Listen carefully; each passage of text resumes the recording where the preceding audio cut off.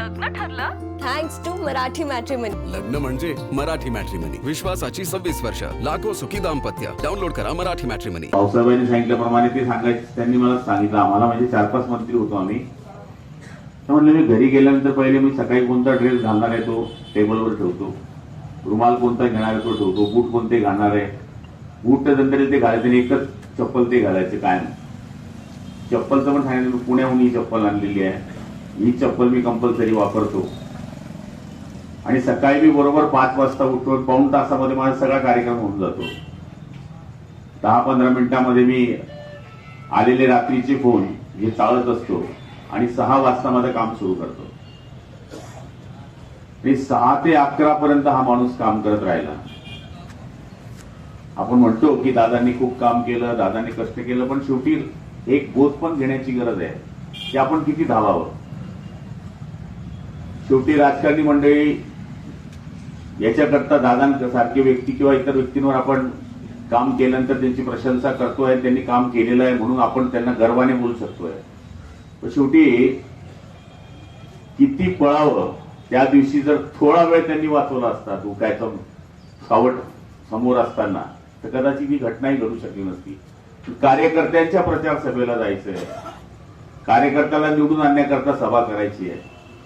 जे कार्यकर्ता करता किती प्राण टाकणारा हा नेता होता. मला आठवतं की ज्यावेळेस मी एक साईन घेतली उद्धव साहेबांकडनं आणि त्यावेळेस उद्धव साहेबांचं सरकार होतं, पुण्यामध्ये आमची एक लॅब तयार होणार होती. मी जळगावच्याही सभेत ते सांगितलं. मी त्यांच्याकडे वेळ घ्यायला गेलो. दादा म्हणलं पुण्यात मग एक लॅब उभी करतोय आणि ती विभागीय लॅब आहे ज्याच्यामध्ये 163 प्रकारच्या पाण्याची त्याच्यामध्ये तपासणी होणार आहे. म्हणजे कितीची? म्हणलं 15 कोटीची आहे. अरे म्हणलं मग मी येणार. म्हणलं मला वेळ द्या. तर म्हणे घे सकाळी 6 वाजेची. म्हणलं 6 वाजेची वेळ कसं काय घेऊ? मी 12 वाजता पोहोचणार आहे, 6 वाजेची वेळ कसं काय घेऊ? म्हणजे 7 वाजेची घे. आता मी काय बोलणार, उपमुख्यमंत्री माणूस, आणि त्यांच्या समोर जास्त कसं बोलणार? 7:30ची घे. मी विचार केला, म्हणलं 7:30 दादा कोण येणार? अरे तू कार्यक्रम तर घे म्हणले. आम्हाला मंत्र्यांना सवयच होती, म्हणजे आपण मी पाहिलं असेल, त्यांनी जर 3ची वेळ दिली तर 3ला 10 कमी असताना बसावं लागायचं. कारण की शिंदे साहेबांना 3ची वेळ दिली, तुम्ही 4ला बी गेली तरी चिंता नव्हती. पण यांनी जर वेळ दिली तर 10 मिनिटं पहिले आम्हाला बसावं लागायचं. तर आम्ही ते त्या पद्धतीने हजर राहिलो. तुम्हाला विश्वास बसणार नाही मित्रांनो, 900 लोक हजर होते त्या कार्यक्रमाला सकाळी 7:30ला. त्यांनी 35 मिनिटं दिली होते. 35 मिनिटात कार्यक्रम संपला आणि दातावर पोटावर थाप मारली. गुलाबराव याला म्हणतात म्हणले अजित दादा. पाहिलं म्हणलं माझं काम कसं आहे, आपण वेळेवर चालतो आणि वेळेवर धावतो. मला तरी असं वाटतं की असा नेता होणे नाही. आपण कोणत्याही पक्षाचं त्यांना लेबल लावलं तर मला ते मान्य नाही आहे. कारण की ते पक्षाचे नव्हतेच, ते माणसांचे माणसं होते.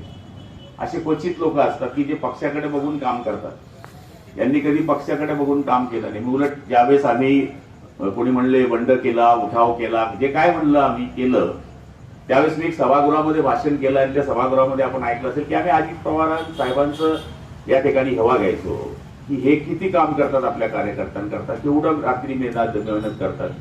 दर मंगळवारी आमदारांची बैठक घेतात. कॅबिनेटच्या पहिले त्यांची आमदारांबरोबर बैठक असते, नंतर प्री कॅबिनेट असते आणि मग ते कॅबिनेटमध्ये येतात. आम्ही हे सांगायला जायचो. तर म्हणजे मला तरी असं वाटतं की आणि कोणते कोणते GR आठवड्यामध्ये पास झालेले आहेत हे त्यांच्या आमदाराच्या हातात मंगळवारी परत असायचे. GR सुद्धा बघायची गरज नाही तुम्हाला की हे नवीन GR आलेले आहे, हे अंमल झालेले आहे, आता तुम्ही लक्ष ठेवा याच्यापैकी काही काम आहेत का. आणि कोणताही सहज फोन उचलणे ही त्यांची सवय आहे. ही सवय कंटिन्यू त्यांची होती, कोणाचाही फोन उचलणे. मला आठवतं की मी एक वेळेस त्यांना फोन केला 8 वाजता, तर त्यांनी 11 वाजता मला रिप्लाय दिला तिकडून की मी कामात होतो रे, बोल तुझं काय काम आहे.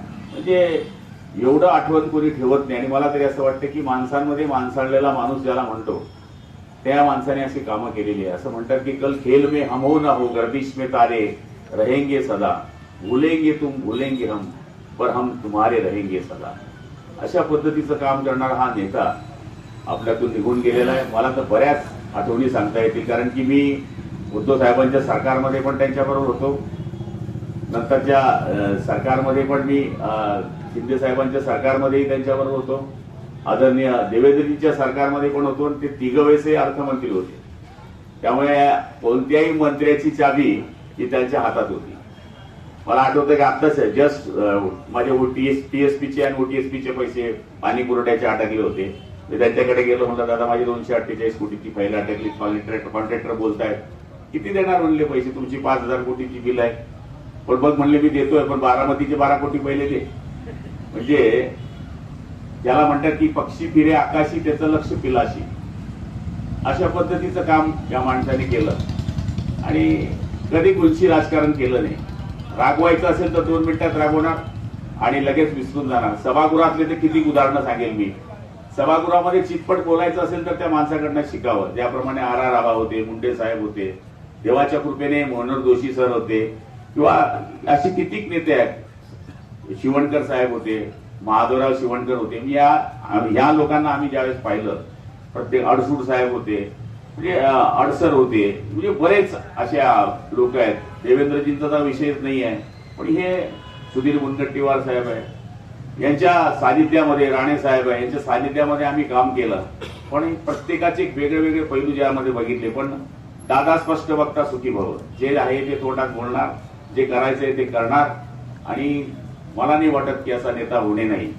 आज त्यांनी आपलं नाव तयार केलं, त्यांच्या कुटुंबावर सगळ्यात मोठा आघात आहे आणि तो आघात विसरण्याकरता त्यांना किती प्रयत्न करावे लागतील. आता आपण बघतोय की त्यांच्या कुटुंबामध्ये उपमुख्यमंत्री पद जरी आलेलं असलं तरी त्यांच्या कुटुंबावर ह्या गोष्टीचा विचार आपण केला पाहिजे की युद्धावरचा सेनापती गेल्यानंतर मागच्यानी तलवार हातात घ्यावी आणि युद्धावर जावं. तशाच प्रकारचं काम त्या कुटुंबाने केलेलं आहे. मला एक सांगा आपण की आपण सगळेजण कोणत्याही पक्षाचे असा किती कुटुंबाला वेळ देतो आपण, सांगा ना. आपण सगळेजण साधा नगरसेवकाला विचारा तुम्ही, किती वेळ देता आपण आपल्या कुटुंबाला, आपल्या शरीराला आपण किती वेळ देतो. आपल्यावर बऱ्याचपैकी टीका होत असतात, पण दादांच्या या घटनेनंतर आपण बोध घेण्याची गरज आहे, 100% बोध घेण्याची गरज आहे. मी अजूनपर्यंत माझ्या बायकोबरोबर 1 किलोमीटरही प्रवास केलेला नाही, आपला विश्वास बसणार नाही. कोणी माईच्या लालनी सांगावं की गुलाबराव पाटलाची बायको गुलाबराव पाटलांच्या गाडीत दिसली तर तुम्ही सांगाल ते हरून देईल मी आपल्याशी. एवढं राजकारणी माणसाला तुळशीपत्र घरावर ठेवावं लागते. बऱ्याच टीका टिप्पणी प्रत्येक पक्षाच्या नेत्यावर होत असतात. त्याने असं केलं, त्याने तसं केलं. तो कोणत्याही पक्षाचा असो, त्याला वेळ द्यायचाच आहे, त्याला सगळ्या मर्जी माळून आपलं काम करायचं आहे. पण आपण सगळ्यांनी या गोष्टीचा बोध घ्यावा की काही ठिकाणी थोडं थांबावं आणि नंतर आपला निर्णय घ्यावा. कदाचित दादा गेले ते नाही एकटे गेले, पुरं महाराष्ट्र कोलमडला आहे. तुम्हाला लक्षात येणार नाही याची झळ. म्हणजे महाराष्ट्रामध्ये असा नेता होणे नाही, आर्थिक शिस्त लावणे. गरीब साहेबांचा जर आपण लोकसत्तेचा आलेख लेख जर आज वाचला, जे आमचे प्रधान सचिव वित्त आहे, तर तुम्ही समजू शकाल की भावना ही फक्त पॉलिटिशियन म्हणून आमची नाही आहे, ही अधिकाऱ्यांची सुद्धा भावना आहे की हा माणसाने किती शिस्त लावली. तर मला तरी असं वाटतं की असा नेता होणे नाही आणि होऊ शकत नाही. आपण कितीही प्रयत्न केला तर असा माणूस जन्माला येणे सुद्धा शक्य नाही. मी सुद्धा हरबडलो की ठीक आहे ना, आम्ही वेगळ्या पक्षाचे होतो, पण असं कधी वाटलं नाही या गुलाबराव काय काम आहे. 10 वर्ष तर आम्ही ऑपोजिशन मध्ये होतो, सत्ता त्यांची होती, पण जे काम होणार होतं गुलाबराव वाघांच्या टायमाला वहिनी नगराध्यक्ष होत्या, त्यांनी ते सांगितलं उदाहरण. त्यावेळेस आम्ही 3 जण गेलो होतो. मला वाटलं ते करणार नाही आपलं काम.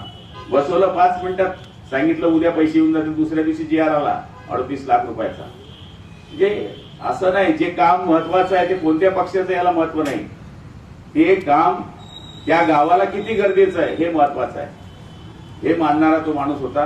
आणि मला तरी असं वाटतं की त्यांचे गुण प्रत्येक कार्यकर्त्यांनी घेण्याची गरज आहे.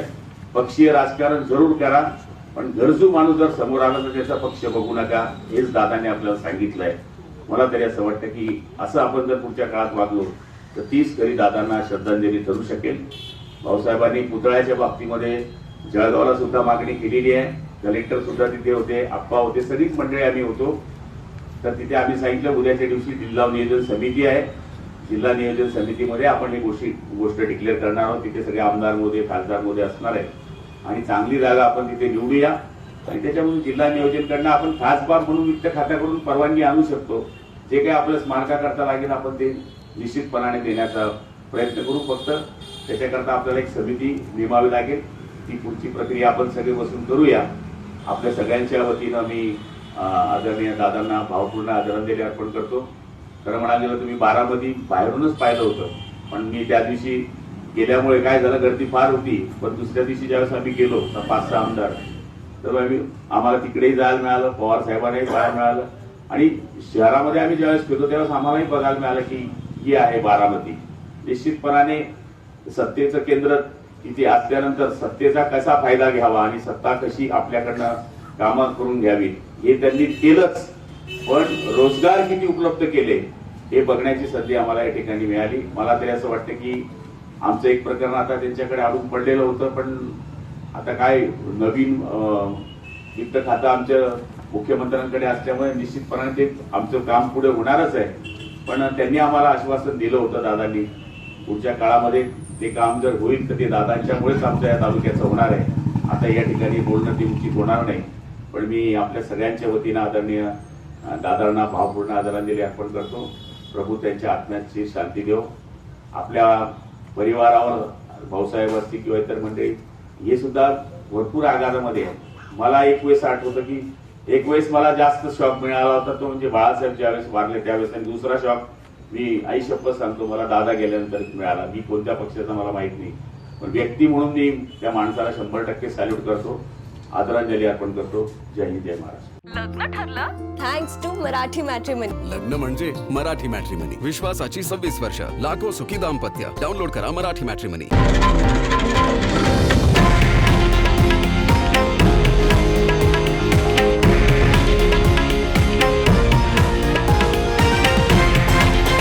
हे आहे देशातील नंबर 1 न्यूज नेटवर्क आणि आपण पाहत आहात TV9 मराठी, एकमेव.